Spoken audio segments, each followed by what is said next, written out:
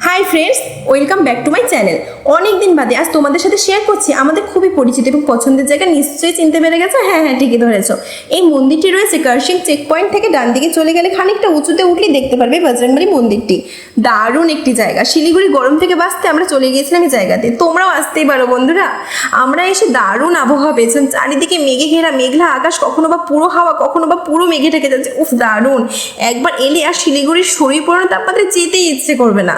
কিন্তু দুঃখের বিষয় বন্ধুরা, কি করা যাবে, আমরা তো পাহাড়ে জাতি, এলে তো যেতেই হবে বলো।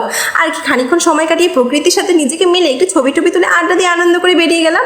আর পাহাড়ে গিয়েছি, মোমো চাউমিন না খেলে কি আর হবে। ওই যাওয়ার পথে বসে পড়লাম একটি দোকানে, ওই কার্শিং ভিউ পয়েন্টের পাশে অল্প করে মোমো চাউমিন খেয়ে দিয়ে পাহাড়কে টাটা বলে বাড়ি চলে এলাম। আবার শিলিগুড়ি গরমে পড়তে। উফ, ভিডিওটি কেমন লাগলো জানিও কমেন্টে। ফেসবুক বা ইনস্টাগ্রাম থেকে দেখে থাকলে ফলো করে দিও, আর আমার ইউটিউব চ্যানেলটিকে দেখে থাকলে সাবস্ক্রাইব করে দিও।